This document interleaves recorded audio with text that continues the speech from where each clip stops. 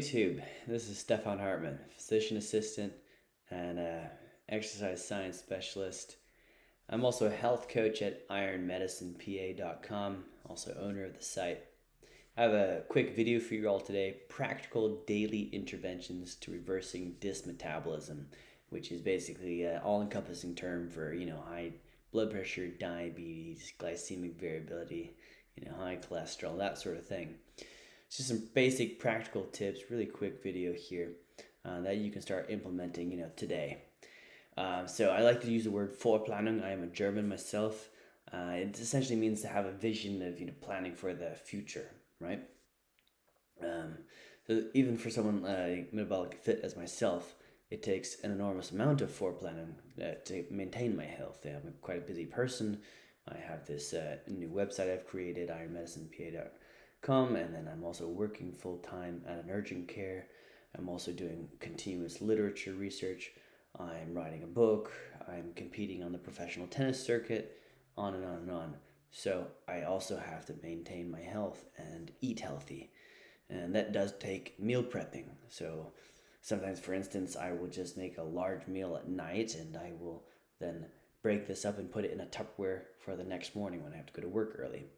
But sometimes if I have a lot of shifts in a row, I have to meal prep a whole bunch in a row. I did that in PA school a lot. Food didn't taste as great when in the microwave 5 days in, but you do what you have to do sometimes. Time management, very important. Working with your schedule to provide maximum human performance. So that means basically if you are a shift person, you're going to utilize the time before or after your shift to implement your training program, your meal prepping, whatever you need to do to keep your health. Supplementing at the right time, eating at the right time, sleep, daily routine, travel, and what to do when your routine fails. We're going to discuss it all in this lecture. So meal prepping. Cook and prepare as much as you can. If you don't like the taste of food 3 days in, and you maybe just do a 3-day meal prep, get yourself some glass Tupperwares. These are going to tolerate microwaving a lot better, and they're going to take dishwashing a lot better. You can utilize protein leveraging. That means a large percent of your meal should be nutrient dense, so that means animal, fish protein. A small amount of complex carbohydrates if that's in your program that we've created on ironmedicinepa.com, and potentially even some vegetables if it is in your program as well. Utilize an ice chest, bring that to work. Bring some spoons and a fork. Don't forget those. Done that before. Don't do it. You don't want to be eating with your hand. You look like an idiot. Bring plenty of water with well. You want to stay hydrated all throughout your work day. And if you do have a hard workout planned, you want to bring your supplements for that as well, such as a protein powder if that's in your meal plan, or a pre-workout that enhances your performance and treats your conditions. Time management for the late riser, busy morning. So if you have work at 8 a.m. and you're not a morning person, then perhaps a 5 a.m. workout isn't for you. Studies do show that you can train yourself and you can adapt to those really early morning routines, but it's just not for everyone. You can utilize intermittent fasting. So intermittent fasting has practical benefits as well. So if you're in a time crunch, you wake up in the morning, you don't have time to eat, that's perfectly fine. You've eaten a large meal the previous evening, maybe around 7 p.m. You had a steak, you had maybe fish. You're able to go into the next day well towards noon and feel perfectly fine. Maybe you can wake up, have a bit of coffee if that is not contraindicated in your medical history, and then that might hold you over a little bit longer towards that later in the noontime meal. The biggest mistake I see with people is ruining their intermittent fast by breaking their fast with the wrong food. So this means going for that quick Dunkin' Donuts run, getting that big latte with about 30 grams of sugar, or snatching that Monster Energy drink with 60 grams of sugar and downing that one. That's going to completely ruin your intermittent fast and kind of be counterproductive, especially if you're on the metabolic syndrome spectrum. So you don't want to do that. You want to break your fast with a large protein heavy meal. So, the saturated fats, the animal meats, you want to get that in. You don't want to shock your system with 60 grams of sugar. That's quite counterproductive to what we're all about here at Iron Medicine. Time management for the late shifter. So if you're like me and you work shifts in the afternoon, so my morning consists of drinking plenty of water, an espresso, nutrient-dense protein breakfast. I do utilize carbs for athletic enhancement. I feel that it allows me to push heavier weight at the gym, but it's not in everyone's programming. I put it in my programming, but minimal amount of carbs. I try not to do it too much on those. I know they can cause problems long term. Workouts should include, 2 hours of high intensity singles tennis or 1.5 hours of intense chest back supersets and weight training, or a leg day with HIIT training and sauna stretching and shower afterwards. Yeah, that's quite of a packed schedule there. I probably won't do singles tennis and weight training in the morning. I don't have time for that. My shift usually starts around 2 p.m. I can usually get one of those unless I wake up very early, but I like to have an easier morning where I do some research for my programming here. And then I'll hit the gym or hit tennis, depending on if I'm training for a tennis tournament or not. I have to go to work, but I've had all my meal prepped the night before or previous days before, so I just snatch that, throw it in my to-go bag, and I'm off to work, and I can have my meal later at work. So let's talk about maximizing human performance with your schedule. I like creatine. We're going to talk about that in later episodes when we're talking about longevity and supplementation and human performance. But this is a kind of a basic one, just kind of an intro to the supplements that I like to talk about. Probably one of the most studied ones, probably one of the safest ones out there. Protein shakes, people ask me about that a lot. You don't really need them, especially if they're whey protein. A lot of people don't tolerate those. It gives them GI upset. So you can forego those. You just have to make sure you're getting enough proteins per day. And in the programming at Iron Medicine PA, we're going to be talking about how many grams per pound of body weight you should be eating with regards to protein. So you can skip on the protein shake. That's usually only for highly trained athletes who, they're pounding on their bodies every day and they just need that extra protein to help them recover. And studies do show that whey protein, specifically whey protein, helps these athletes recover quickly.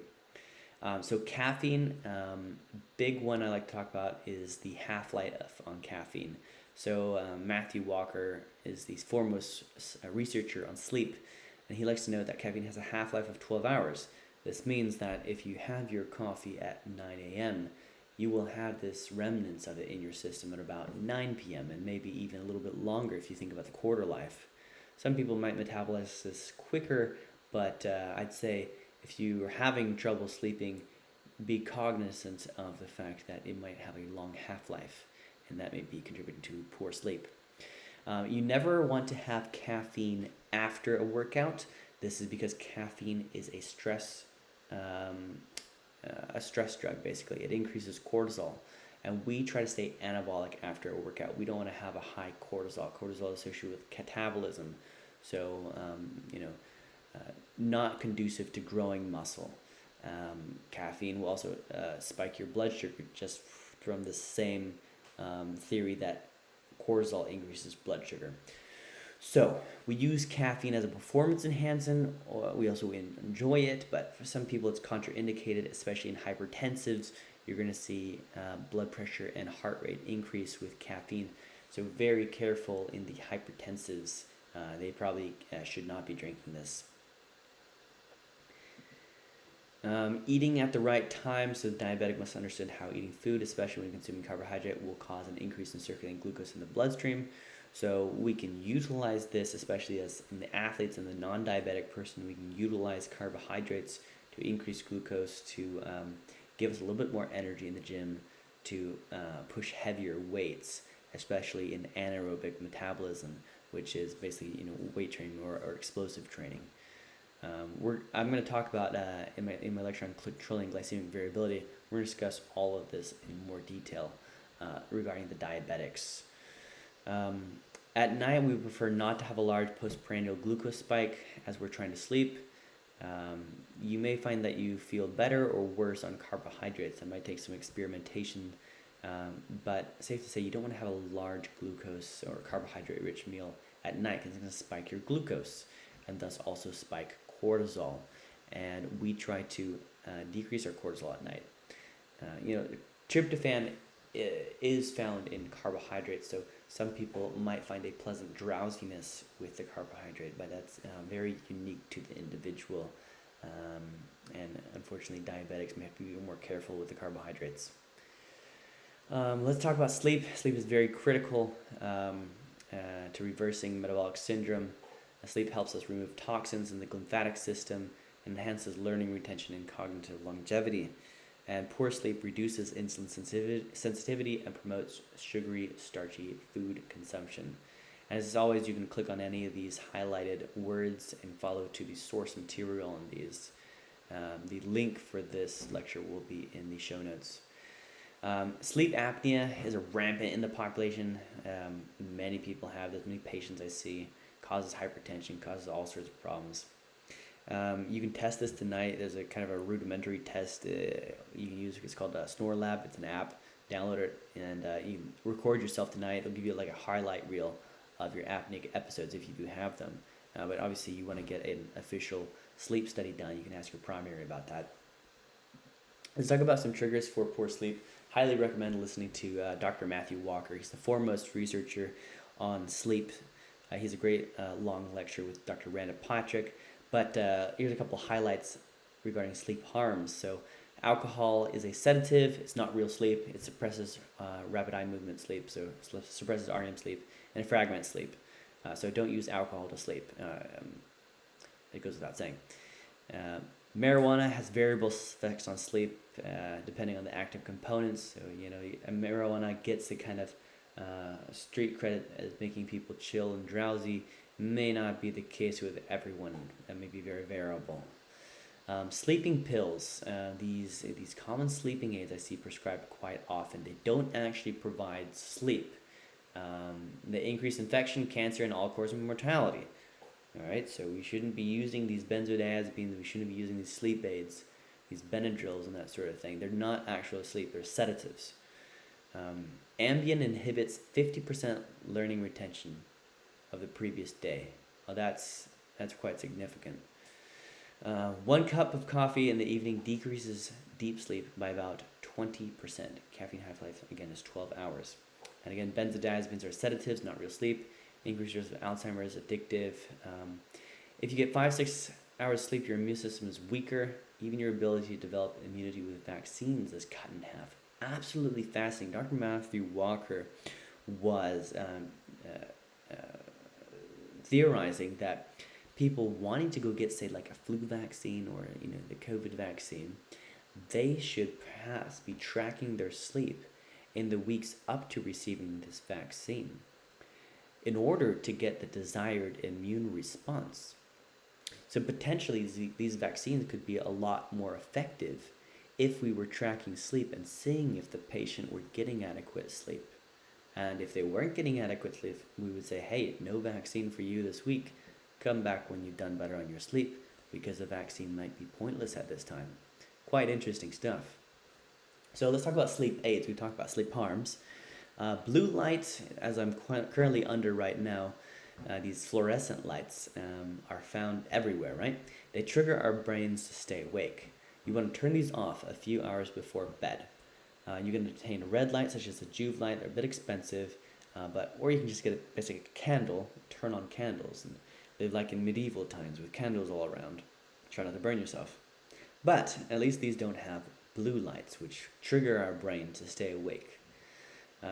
A small dose of pure form of melatonin may aid in sleep. You might want to experiment with that. There's a lot of dose ranges on melatonin, so you might see what works for you.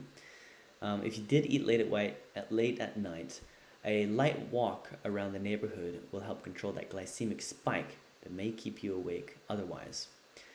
Getting sunlight during the day and getting darkness at night allows sleep. Don't look at screens late and allow for natural light in the AM. So basically don't wear sunglasses in the morning. You can even use a white noise maker. I use those and it helps me. Let's see. Maintaining a daily routine will be helpful. Yeah, so getting a regular sleep pattern, simplifying your meal plan, getting a routine, um, maybe enjoying the meal prepping. Because I remember in PA school, it took me perhaps 2 hours to prepare, a meal plan for the entire week I would be at school. So I would listen to a podcast, listen to lectures, listen to an audiobook to enjoy the meal prepping a bit better. You can listen to headphones so it doesn't bother anyone else in your house. You can make an extra meal while making your breakfast or your dinner. Bring a change of clothes to the work or gym so that you can either swing by before or after work to hit the gym. So you have no excuses. Travel and vacation. So traveling for work will prove a challenge every time. You can implement walking after meals for exercise. You can always do calisthenics, bodyweight trainings. YouTube has tons of videos on calisthenics guys showing you how to do bodyweight exercise. Eating healthy foods will prove difficult, but instead of snacking on sweets during a flight or a long car drive, you could try bringing beef jerky. So getting just beef jerky packed in salt. It's okay. This is a high protein meal. It's satiating. You want to try to avoid the nitrites and the vegetable oils that many companies try to stick in these beef jerkies. Other things that I like on the road are canned sardines. Those are great snacks. Just bring a fork. That's all you need. Eating out at restaurants on vacation can be fun, but also tricky. So menus don't show ingredients. Oftentimes the potato fries are fried in canola oil or soybean oil that has been reused over many days, creating a toxic broth. If any of you have worked in the restaurant industry, you've probably seen this firsthand, how they'll reuse these vegetable oils day in, day out. These vegetable oils and seed oils are toxic to begin with because they're put in plants, they're hydrogenated, and they're highly processed. But then you fry them multiple times over. This is absolutely toxic potion. So we try to avoid these best we can.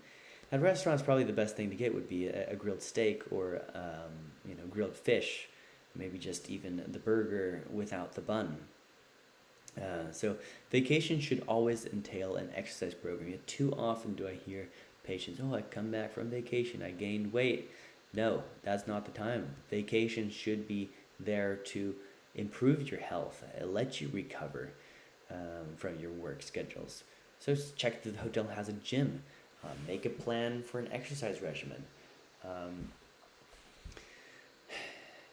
Make sure of that, especially if you're going on a cruise. Hit that gym every day. I know cruise ships have gyms. I've been on a cruise ship.